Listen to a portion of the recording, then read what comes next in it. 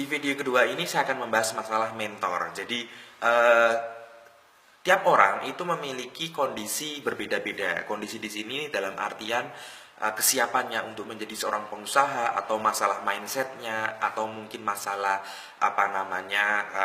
mentalnya dan seterusnya. Jadi level kematangan atau kesiapan seseorang untuk menjadi seorang pengusaha itu mungkin ada jenjangnya.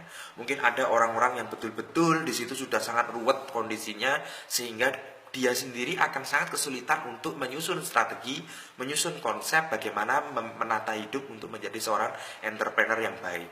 Ada juga mungkin orang-orang yang sudah setengah mateng, artinya secara mental sudah ada, secara bakat sudah mungkin ada, atau mungkin mereka secara kemampuan ada, atau secara fasilitas mungkin ada, sehingga di situ untuk ngebentuknya lebih gampang. Jadi saya membayangkan bahwa ketika Anda ini ingin jadi pengusaha, ini seperti mengubah dari tanah menjadi keramik, menjadi kerajinan tangan. Ini kan tergantung tanahnya seperti apa. Ada mungkin tanah yang butuh disaring dulu, atau mungkin butuh di treatment dulu. Ada yang tanah yang begitu diambil sudah langsung bisa dibentuk. Dan juga ini nanti akan tergantung, kekuatannya juga akan tergantung dari komposisi tanah itu sendiri. Begitu juga dengan Anda, ini Anda mau jadi pengusaha, itu tergantung dari kesiapan Anda sendiri. Nah, untuk orang-orang yang sayangnya itu mungkin persiapannya itu terlalu ruwet, artinya ada terlalu banyak masalah yang harus diselesaikan, ada terlalu banyak hal yang harus disiapkan, maka ada baiknya Anda mencari seorang mentor.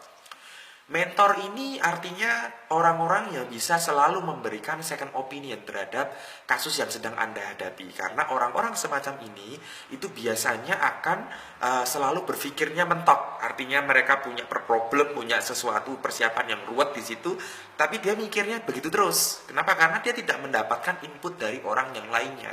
Nah, orang-orang seperti ini mungkin butuh seorang mentor atau seorang kelompok, di mana kelompok itu bisa menjadi mentor dalam tanda kutip untuk pengembangan persiapan untuk menuju ke arah entrepreneur. Jadi banyak loh, meskipun kita mungkin menurut kita mungkin nggak ada, tapi ternyata ada banyak orang-orang yang bahkan mau mulai dari mana aja bingung. Itu kan lucu. Artinya kalau Anda mungkin kebanyakan dari Anda sudah ngerti kalau mau bisnis mulainya dari mana. Oh, mungkin mulai dari cari ide, atau cari rekanan, atau mungkin bergabung dengan network tertentu, atau seperti apa. Tapi ada banyak sekali orang-orang yang bahkan untuk tahu apa yang harus dilakukan saja tidak tahu gitu loh. Untuk mengetahui bagaimana caranya dia menuju ke sana aja nggak ngerti.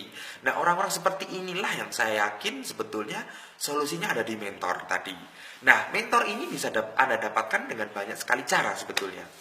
Anda mungkin bisa bergabung dengan sebuah organisasi kewirausahaan, mungkin itu Anda di kampus, atau mungkin di organisasi sosial, atau organisasi seperti HIPMI, Kadin, dan seterusnya. Itu banyak sekali pengusaha di sana. Anda bisa bergabung ke sana untuk istilahnya nyuri ilmu dalam tanda kutip kepada orang-orang yang lebih senior pengalaman bisnisnya daripada Anda.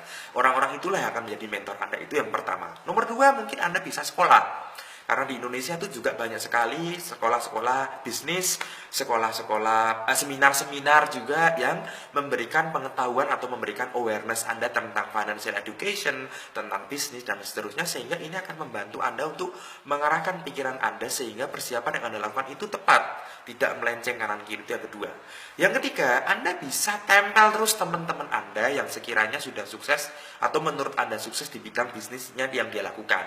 Anda bisa tempel, artinya tempel di sini itu artinya Anda bisa berteman baik dengan dia, Anda bisa mengikuti kesehariannya atau mengikuti stalking, nah istilahnya kalau anak sekarang itu, sehingga Anda ngerti sebetulnya, oh ternyata dia pemikirannya begini loh, oh ternyata begini, kok beda dengan saya ya, oh berarti mungkin perbedaannya di sini dan seterusnya, sehingga Anda bisa menyimpulkan apa yang salah dari Anda dan mungkin bisa diperbaiki.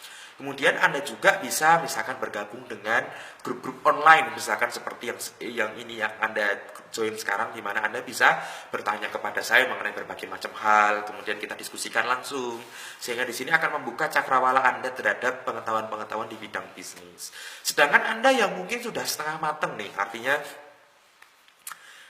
sudah untuk persiapannya itu sebetulnya nggak perlu banyak, terlalu ribet untuk menjadi seorang pengusaha, maka di situ sebetulnya Anda bisa sedikit dipoles saja. Misalkan Anda seperti yang tadi, Anda bisa bergabung dengan organisasi atau bergabung dengan grup seperti ini, dan ini akan relatif cepat. Bagi Anda yang mungkin pengen jalan instan, sebetulnya Anda bisa misalkan meng-hire, menyewa seorang konsultan bisnis yang akan membedah sebetulnya Anda itu salahnya di mana, sehingga itu akan dapat yang namanya, Anda akan dapat yang namanya jalan pintas. Yang tadinya mungkin Anda cari-cari tahu tuh nggak ketemu, ternyata ada jalan pintas. Kenapa sebetulnya Anda sampai detik ini kok tidak bisa menjalankan bisnis yang Anda idam-idamkan? Atau mungkin kenapa sampai saat ini Anda tidak bisa melangkah menuju ke fase entrepreneur? Nah, mungkin di situ Anda bisa temukan solusinya ketika Anda merekrut seorang konsultan, di mana konsultan inilah yang akan menjadi mentor Anda.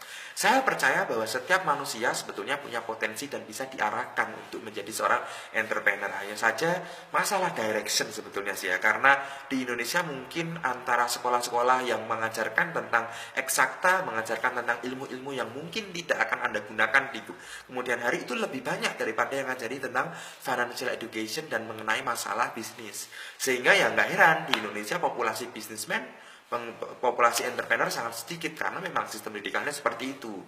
Nah, untuk Anda yang ngerti bahwa ternyata sistem pendidikan itu ada bolongnya, mungkin Anda bisa tutupi dengan mengembangkan financial education tadi, dan supaya Anda bisa menuju masuk ke fase entrepreneur. Kira-kira seperti itu. Kita lanjut lagi video yang ketiga. Thank you.